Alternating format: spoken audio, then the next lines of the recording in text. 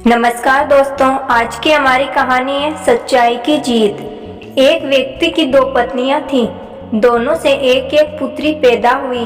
पहली पत्नी की बेटी सुंदर एवं सुशील थी, जबकि दूसरी पत्नी की बेटी चाईसरा, कुरूप व ईर्ष्यालु थी। दोनों के बड़े होते ही पिता का देहांत हो गया, अतः घर को चलाने का भार उनकी माताओं पर आ पड़ा।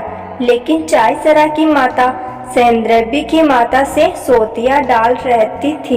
एक दिन दोनों मछली पकड़ने झील में गई। सैंद्रबी की माँ को बहुत सारी मछलियां मिली, पर चाईसरा की माता को केकड़े और जहरीले सांप ही मिले।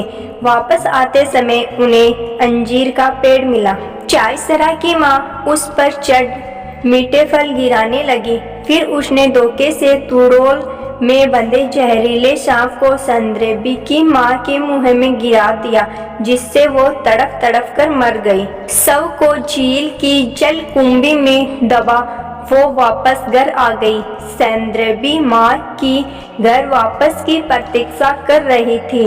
रात में माँ सपन में आई और सैंद्रबी को सारी बात बताई तथा सीलम नदी में मिलने की बात कहीं, जिसे 7 दिनों तक छुपा कर रखने से वो पुनः मनुष्य रूप में आ जाती।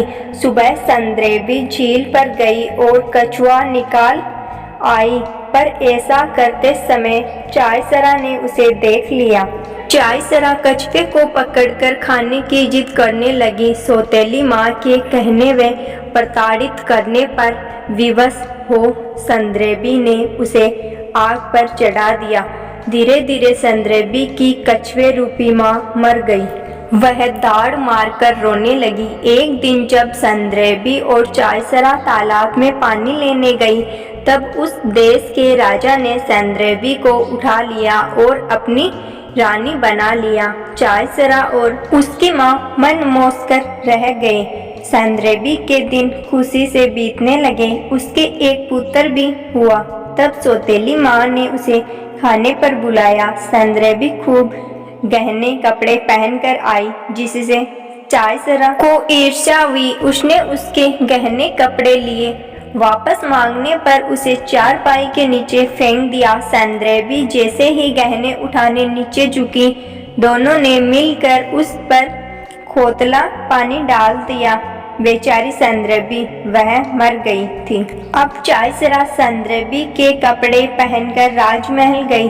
राजा के शंका करने पर बहाना बना दिया। उधर सैंद्रबी कबूतर के रूप में गसियारे के सामने प्रकट हुई तथा उससे सारा रहस्य राजा के सामने प्रकट करने को कहा। राजा को जब यह मालूम हुआ तो उसने कबूतर को पकड़कर पिंजरे में बंद कर लिया। रात में जब सपने में सैंद्रबी ने प्रकट होकर कहा, 7 दिन मुझे बुरी नजर से बचा कर रखिए, 8वें दिन में प्रकट हो जाऊंगी। 6ठे दिन राजा किसी जरूरी काम से बाहर गया। तभी दुष्ट चाईसरा ने कबूतर को मार उसकी सब्जी बना दी। राजा को यह जानकर बहुत पछतावा हुआ। उसने सब्जी फिकवा दी। उस जगह एक नींबू का पेड़ उग आया।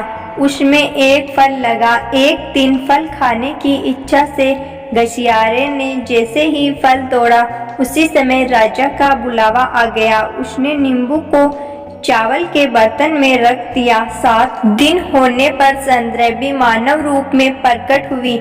गसियारा यह देखकर हैरान रह गया। उसने राजा को सूचना दी। राजा ने दरबार लगाया। सैंद्रबी और चाईसरा को बुलाया। तब चाईसरा ने सैंद्रबी पर तलवार से वार किया, जिसमें सैंद्रबी बच गई, पर सैंद्रबी के तलवार के वार से चाईसरा न बच पाई और उसका सर धड़ से अलग हो गया। इस कहानी से हमें यही सीख मिलती है दोस्तों कि सच्चाई की ही हमेशा जीत होती है। ऐसी ही अनमोल और अनोखी कहानियाँ सुनने के लिए हमारे चैनल को सब्सक्राइब जरूर करना। धन्यवाद।